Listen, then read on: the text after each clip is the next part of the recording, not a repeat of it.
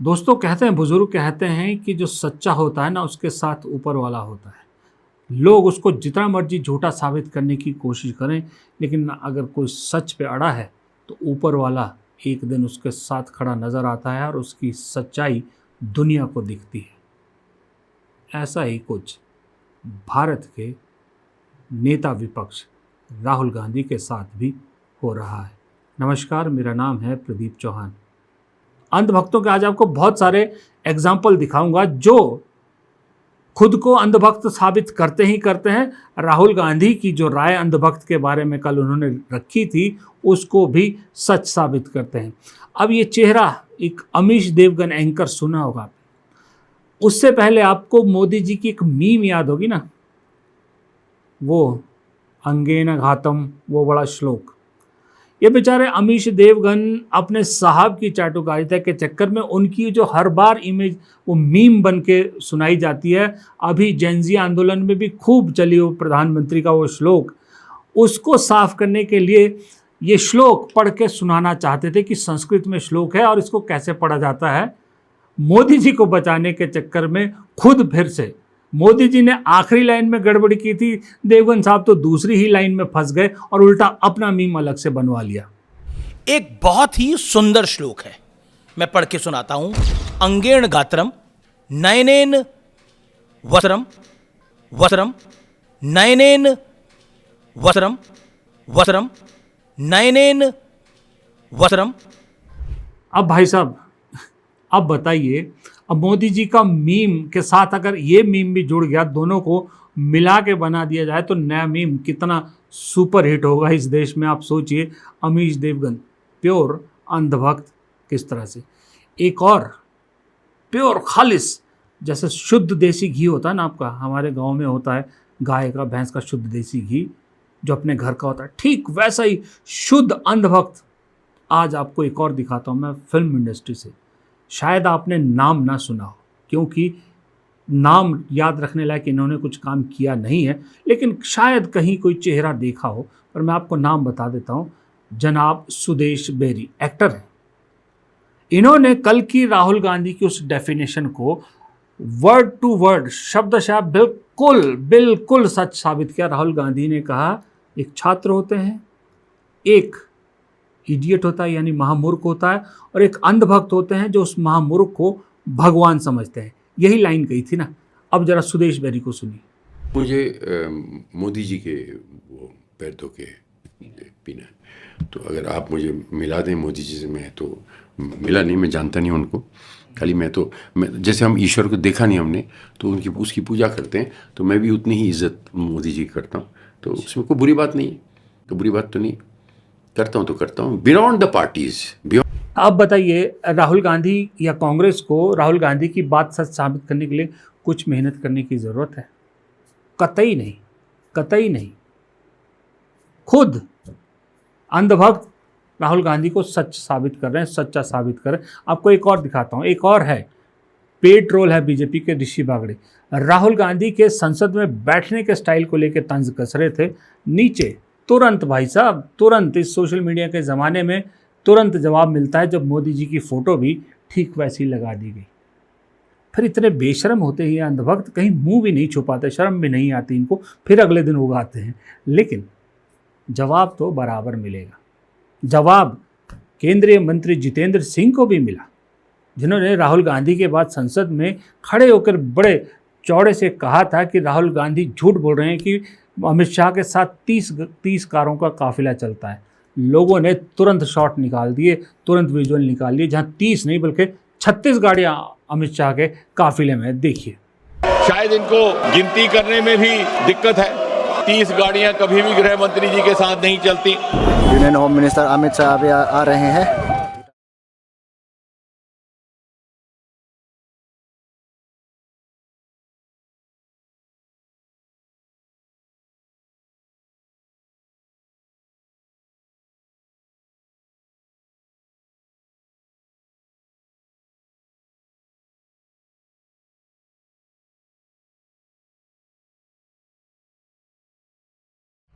जब मज़े की बात है, ये अंधभक्त जो करते हैं जिसको भी भगवान समझते हैं या जिस तरह से इस देश का बंटाधार कर रहे हैं, उससे उनका खुद का 1 रुपये का फ़ायदा नहीं होता।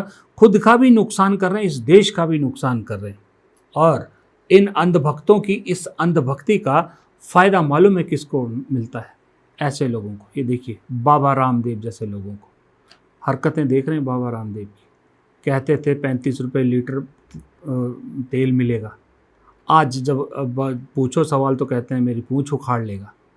कैसे हंस रहे हैं। ये अंधभक्तों की अंधभक्ति का ये नतीजा निकलता है, ऐसे लोग निकलते हैं। एक अंधभक्त और आपको मालूम है, कंगना रनौत।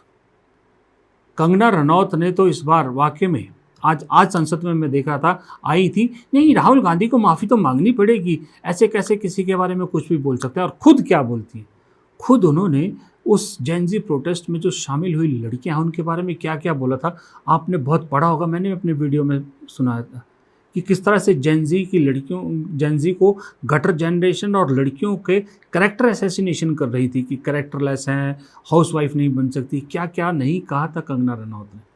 मुझे खुशी की बात है कि किसी विपक्ष ने नहीं, सबसे करारा जवाब अगर कंगना रनौत को किसी ने दिया तो इस देश की एक जर्नलिस्ट ने दिया। वो भी वो जर्नलिस्ट जो एक गोदी मीडिया चैनल में ही काम करती है, प्रीति चौधरी, इंडिया टुडे में।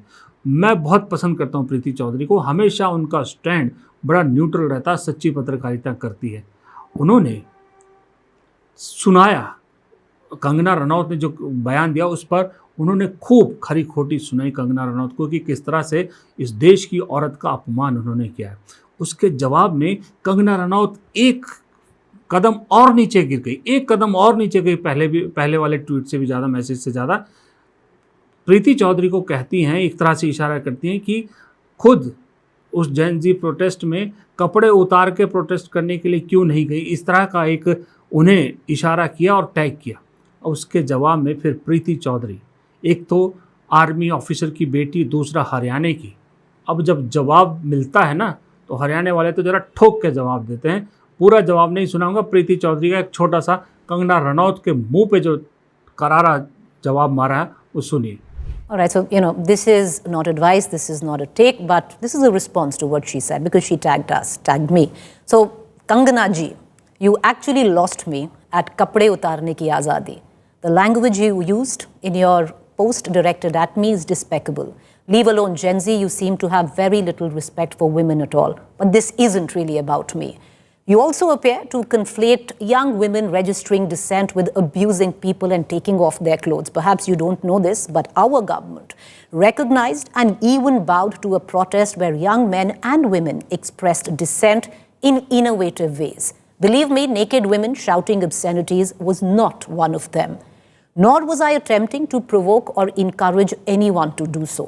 My take was entirely on how you seem to have painted an entire generation of Hindu women with the same brush, which was and is downright pathetic, communal, and here is a word you deeply hate, sexist. दरअसल इन सब लोगों की हिम्मत पता क्यों हो रही है? क्योंकि जेन ज़ी जिसको निशाना बनाया जा रहा है ना, अब देखिए ये शख्स आपके स्क्रीन पर है, ये शख्स उस लड़की को आइडेंटिफाई करके सोशल मीडिया पे कह रहा है कि इस लड़की को पहचान लिया गया है, धमकियां दे रहा है एक तरह से। ये किसी वही हिंदू संगठन से जुड़ा आदमी और सोशल मीडिया पे खुलेआम मैसेज डाल रहा है, कोई कार्रवाई नहीं हो रही। इन लोगों को, कंगना रनौत जैसे लोगों को और जो भी जेन ज़ी प्रोटेस्ट में जो शामिल हुई थी लड़कियां या बच्चे, उनके लिए जो भद्दी भद्दी बातें कह रहे हैं, उन सब की हिम्मत कैसे हुई आपको मालूम है? अगर उन बच्चों में से कोई वीडियो देख रहा है तो मैं आपको बताता हूँ, बच्चों इनकी हिम्मत इसलिए नहीं हुई कि आप डर गए हो, आप अभी भी डटे हुए हो। इनकी हिम्मत इसलिए हो रही है क्योंकि जिनके कहने पर आप वहाँ पहुँचे थे, जिनके कहने पर पूरे देश में जेन ज़ी सड़कों पे उतरा था, वो खुद आपको इस हालत में छोड़कर खुद सरकारी गुणगान में लग चुके हैं। देखिए, सुनिए। नमस्कार दोस्तों, जुलाई जैसा मैंने आप लोगों को कहा था, परसों हम लद्दाख के लिए निकल रहे हैं। तो हम रेलगाड़ी से निकले, जो कि मेरा सबसे पसंदीदा यातायात है, और जो दिल्ली से श्रीनगर तक वंदे भारत की सेवा शुरू की गई है, उस पर मेरा पहला अनुभव था और चिनाब पर बने पुल को भी देखना चाहता था और बहुत ही खूबसूरत अनुभव रहा। बहुत गर्व है मुझे भारतीय रेल पर। और आज और कल यहाँ कश्मीर में एक दिन का विश्राम लेके हम लद्दाख के लिए बढ़ रहे हैं, साफ़ पानी और हवा लेकर, थोड़ी ताकत लेकर। बाकी मैं ये कहना चाहता हूँ कि मैं खुश हूँ कि परीक्षाओं के सुधार पर संसद में बिल लाई गई और उम्मीद करता हूँ कि सुधार सिर्फ परीक्षाओं में नहीं, शिक्षा प्रणाली में भी हो, ये जारी रहे।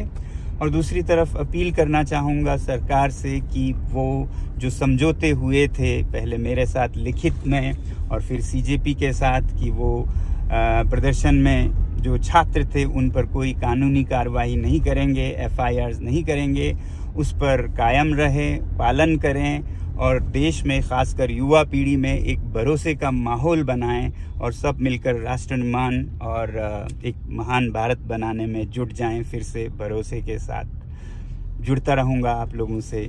जय हिंद।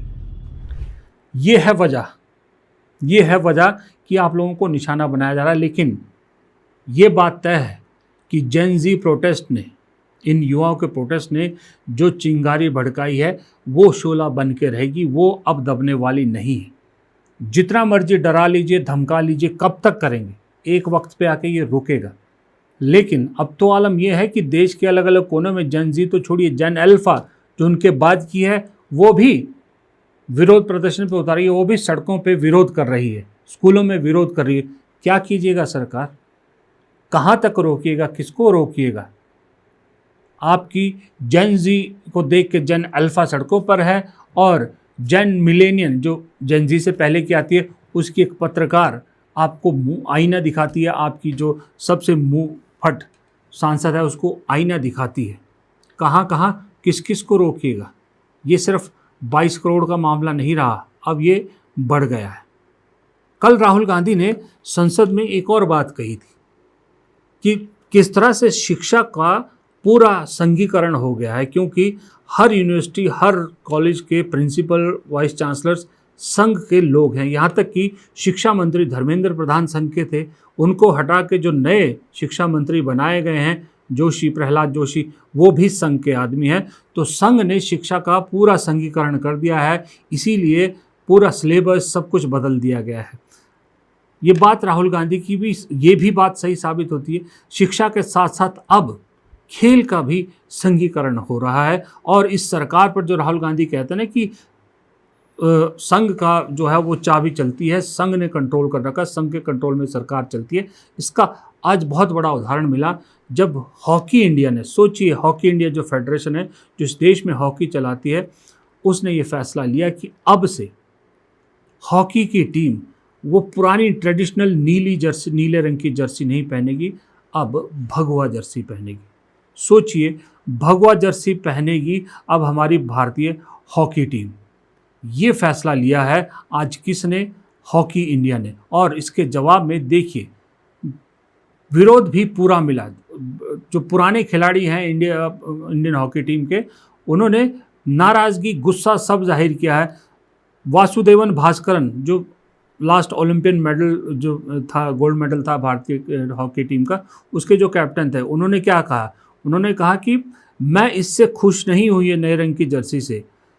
उनका आगे कहना है कि 1928 से सारे भारतीय खिलाड़ी जो हैं उन्होंने ये ब्लू रंग की शर्ट पहनी है। अचानक से इसको बदलने का, इसका रंग बदलने का क्या कारण है? अगर ये गवर्नमेंट का डिसीजन है कि हॉकी इंडिया का डिसीजन है, अगर ये हॉकी इंडिया का डिसीजन है तो उन्हें कम से कम इससे पहले पुराने खिलाड़ियों से और मौजूदा खिलाड़ियों से बात करनी चाहिए थी। एक और पूर्व हॉकी कैप्टन वीरेंद्र रस्किना, उन्होंने तो इससे एम्बैरेसिंग कहा कि the legacy and identity of Indian hockey team has been always been blue. भारतीय हॉकी टीम की आइडेंटिटी और लेगेसी हमेशा नीला कलर रहा है, ब्लू कलर रहा है, और ये जो ऑरेंज कर दिया गया है इसके पीछे क्या लॉजिक है समझ नहीं आता। एम्बैरेसमेंट कहा। सोचिए भारत, हम तो जब से मतलब समझ में आने लगा है, टेलीविज़न देखो, अखबार देखो, कुछ भी देखो, हर स्पोर्ट्स में हमारा राष्ट्रीय कलर नीला रहा है। क्रिकेट में ब्लू है, हॉकी में ब्लू है, ओलंपिक्स में पार्टिसिपेट करते हैं, हमारे कॉमनवेल्थ गेम्स में करते हैं, आजकल कॉमनवेल्थ गेम चल रही है, एशियन, कहीं भी किसी भी गेम्स में पार्टिसिपेट करते हैं, भारत का राष्ट्रीय कलर ब्लू है, उसको भी अब ऑरेंज भगवा करने की कोशिश है। याद है आपको, क्रिकेट में एक बार ऑलरेडी की जा चुकी है ये कोशिश, एक शायद T20 वर्ल्ड कप था या 50 ओवर का वर्ल्ड कप था, वहाँ जब एक सेकंड ऑप्शन ड्रेस रखनी पड़ती है तो उसमें वो कलर दे दिया था, वहाँ तो दाल नहीं गनी, हॉकी इंडिया में बदल दिया गया, संघीकरण कर दिया गया है पूरा अब इस खेल का भी। लेकिन यहाँ प्रियंका गांधी की बात भी सुनिए, वो बात सुननी ज़रूरी है क्योंकि उनकी बात में भी दम है। देखिए, ये चाहे यूनिफॉर्म बदल लें, ये एजुकेशन पॉलिसी में भी अपनी इतिहास को बदलने की कोशिश करते हैं, कुछ भी कर लें। आपने देखा हमारे देश के युवा क्या सोचते हैं इसके बारे में। हमारे देश के युवा सारे जंतर मंतर में जितने भी इकट्ठे हुए थे, वो क्या कह रहे थे इसके बारे में, आप सब ने सुना। ये देश की आवाज़ है। ये देश, इस देश की आज़ादी के लिए जो लड़ाई लड़ी गई वो अहिंसा और सत्य पर आधारित थी, उसमें आरएसएस कहीं नहीं थी। और पूरे देश को असलियत मालूम है, और जिनको नहीं पता था उनको आज पता चल रहा है कि इनकी नीयत क्या है। तो कांग्रेस पार्टी ने महात्मा गांधी जी की अगुवाई में ये आंदोलन किया था, और ये देश, इस देश की जो आत्मा है ना, उसमें अहिंसा, सत्य, भाईचारा है। कोई उसे निकाल नहीं सकता, आरएसएस वाले नहीं निकाल सकते, कोई नहीं निकाल सकते। चाहे कितनी भी फूट फैलाएं, कितनी भी हिंसा फैलाएं, कितनी भी घृणा फैलाएं, अंत में इस देश की एक आत्मा है भाईचारे की, आपसी प्रेम की, सबकी एकता की, और वो कोई उनमें से निकाल नहीं सकता। The student wears the truth on his or her chest proudly. It's written here. The other type requires an image. As that image is not true, because the idiot is trying to pretend that he is God. I'm not talking about that. As it is not true, and the idiot is trying to pretend he's God, he has to create this massive image. ये तीसरी category कहा जाती है। कौन सी तीसरी category? मैंने कहा अंधभक्त। इसको कहा डाला जाए, अंधभक्त is a person who is absolutely convinced that another idiot is God. So these are the three categories: student, idiot, and अंधभक्त who follows the idiot. ये राहुल गांधी का कल संसद में दिया गया वो बयान है, या वो बोली गई लाइन है, जिसने दो चीज़ें उसी वक्त से तय कर दी। पहली चीज़ कि पहली बार संसदीय कार्रवाई में अंधभक्त शब्द रिकॉर्ड में आ गया, दर्ज हो गया। और दूसरा कि जब से राहुल गांधी ने ये लाइन बोली है, राहुल गांधी को झूठा साबित करने के लिए अंधभक्तों की एक पूरी फौज उतर आई है। लेकिन जितना वो राहुल गांधी को गलत साबित करने की कोशिश करते हैं, राहुल गांधी उतने ही सच्चे साबित हो रहे हैं। राहुल गांधी की कही बात लगातार सच साबित हो रही है कल शाम से। इनफैक्ट बल्कि मैं तो कहूँगा, महुआ मोइत्रा जो टीएमसी की सांसद है, उन्होंने राहुल गांधी को ट्वीट करते हुए, टैग करते हुए ट्वीट किया, एक्स पर मैसेज डाला है। एक कोई फ्रेंच पोइट है, यून कोकेटी, शायद मैं नाम पता नहीं, गलत बोल रहा हूँ, जो भी बोल रहा हूँ, उनका कोट उन्होंने राहुल गांधी को टैग करते हुए लिखा है। राहुल गांधी के लिए लिखा है कि dear Rahul Gandhi, being hated by idiots is the price we pay for not being one of them. मतलब महामूर्खों की नफरत का शिकार होना उस चीज़ का इनाम है कि हम उन महामूर्खों में से एक नहीं हैं। आज दरअसल मैं ये जो राहुल गांधी के अंधभक्त शब्द है, अंधभक्त कैसे अपने आप को साबित कर देते हैं कि हाँ हम अंधभक्त तो हैं ही और महामूर्ख भी हैं। आज ज़रा एक कहता है, जिसको बच्चे में कहता है कि आओ बच्चों तुम्हें दिखाएं अंधभक्तों की एक देश की कहानी। सोचिए, इस देश में अगर इन अंधभक्तों की संख्या बढ़ जाए तो क्या हो जाए। एक राहुल गांधी की बात को काटने के लिए जितना खोद रहे हैं उतना खुद को गिरा रहे हैं और राहुल गांधी को सच्चा साबित करें। अब देखिए, एक कोई है महिला अर्पिता चटर्जी, अब उन्होंने लिखा राहुल गांधी को कि मैं dear Rahul Gandhi, I am a proud अंधभक्त and assistant professor having 2 master degrees English in and education, having B.Ed degree 2 and pursuing PhD. According to you, an अंधभक्त is an idiot and am I an idiot? Are you sure? Arpita Chatterjee Rahul Gandhi को tag करते कह रहे हैं कि मुझे अपने अंधभक्त होने पर गर्व है और मैं साथ में एक असिस्टेंट प्रोफेसर भी हूं जिसके पास 2 डिग्रियां हैं, एक इंग्लिश की और एक एजुकेशन की, और B.Ed की डिग्री भी है और PhD मैं कर रही हूं। आपके हिसाब से अंधभक्त महामूर्ख होते हैं, क्या आपको मैं महामूर्ख लगती हूं? राहुल गांधी पे तंज कसा तो एक इसके जवाब में आशीष जोशी हैं पूर्व ब्यूरोक्रेट, उन्होंने आईना दिखा दिया। जो डिग्रियां अपनी गिना रही थी उस डिग्री में कितनी स्पेलिंग मिस्टेक्स है, खास करके कह रही हैं कि मैं इंग्लिश में मास्टर्स हैं। इसी चीज़ को आशीष जोशी ने हाईलाइट किया कि क्या आप सचमुच में इंग्लिश में मास्टर डिग्री आपने की हुई है, क्योंकि आपने इतनी ग्रामेटिकल मिस्टेक की है इसमें। वो सारा आपके सामने है ट्वीट उनका, मैं पढ़ने की ज़रूरत नहीं है, कि इस तरह का ट्वीट करके इस तरह की चीज़ें करके साबित कर दिया कि आपकी इंग्लिश मास्टर्स कैसी है। ये क्लासिक एग्जाम्पल है कि अंधभक्त अपने आप को सही साबित करने के लिए और राहुल गांधी को गलत साबित करने के लिए अपनी फजीयत कैसी कराते हैं। लेकिन प्रियंका गांधी की बात तो सही है। सवाल ये है कि ये जो नेता विपक्ष के जितने भी जो कहते हैं, ये वक्त आएगा कब लोग अब ये सवाल भी पूछने लगे। आज संसद में बड़ा एक अनोखा सा प्रदर्शन भी देखने को मिला, जहां कांग्रेस के सांसद अमित शाह के इस्तीफे की मांग करते हुए उसका बैनर लेके खड़े थे, तो वहीं समाजवादी पार्टी के लोगों ने चंदा, राम मंदिर चंदा चोरी का मुद्दा उठाया। बाकायदा एक जो है वो दान पात्र लगाया गया, उस पर कुछ सांसद पैसे डाल रहे थे, तो एक सांसद उसको उठा के लेके भाग जाता है। डिपिक्ट किया पूरा उसका नाट्य रूपांतर एक तरह से कह सकते हो। तो 2 बड़े मुद्दों का एक साथ जो है वहाँ पर विरोध प्रदर्शन देखने को मिला विपक्ष की तरफ से, क्योंकि ये सरकार चाह रही है कि मुद्दों से ध्यान हटे, किसी और चीज़ों पर ध्यान जाए, ये पूरी कोशिश कर रही है। लेकिन प्रॉब्लम ये हो रही है कि पिछले 6-8 महीनों से ये जो हेडलाइन मैनेज का काम होता था ना, बीजेपी बड़े आसानी से करती थी, ये नहीं हो पा रहा है। ये हेडलाइन मैनेज नहीं हो पा रही है, इसकी वजह से दिक्कत आ रही है। इसलिए ये जो खुले छोड़े गए ना, जो जेन ज़ी के बच्चों के पीछे अब जो खुले छोड़ दिए गए हैं उनको आइडेंटिफाई करने के लिए, या अलग अलग चीज़ें की जा रही है, ये सिर्फ इसीलिए है कि सरकार को मालूम है मंसूबा इस मॉनसून सेशन का साफ था सरकार का, कि 4-5 बिल लाने हैं अपनी पसंद के और पार करवाने हैं, जिसमें लास्ट में डिलिमिटेशन एक क्लास था कि डिलिमिटेशन बिल लाना, उसको पास करा के 29 की गेम फिक्स कर देनी है। अचानक से एक जेन ज़ी प्रोटेस्ट ने पूरा माहौल चेंज कर दिया। अभी तो 1.5 हफ्ता, तकरीबन दूसरा हफ्ता ख़त्म होने वाला है, जेन ज़ी प्रोटेस्ट की भीड़ चढ़ गया।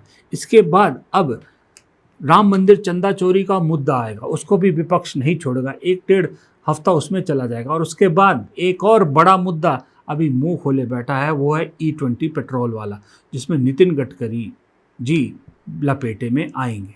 इस तरह से 13 अगस्त तक पूरा सेशन यूं ही निपट जाएगा। सरकार के सारे मंसूबे धरे के धरे रह जाएंगे। इसीलिए ना पार्लियामेंट में प्रधानमंत्री नज़र आते हैं, ना अमित शाह नज़र आते हैं, ना नितिन गडकरी नज़र आ रहे हैं, राजनाथ सिंह भी यदा कदा ही नज़र आ रहे हैं। बाकी जो लाइन दूसरी लाइन है, वो लाइन के नेता आपको संसद में दिख रहे हैं। इसीलिए दिख रहे हैं कि वो भागते फिर रहे हैं, इसलिए कि सवालों के जवाब नहीं है। संसद में आएंगे तो जवाब देने पड़ेंगे, जवाब नहीं देंगे तो सुनना पड़ेगा, और सुनने की ही इस सरकार को आदत नहीं है। अगर सुनने की आदत होती तो शायद ना इस फॉर्म प्रोटेस्ट होता यहाँ पर, ना मणिपुर की ये हालत होती, और ना ये युवा हमारे देश की सड़कों पे उतरते। फिलहाल इस वीडियो में इतना ही। पसंद आए तो लाइक कीजिएगा, शेयर कीजिएगा, कमेंट बॉक्स में अपनी राय ज़रूर दीजिएगा, और चैनल को अगर अब तक सब्सक्राइब नहीं किया है तो प्लीज़ चैनल को सब्सक्राइब ज़रूर कीजिएगा। नमस्कार।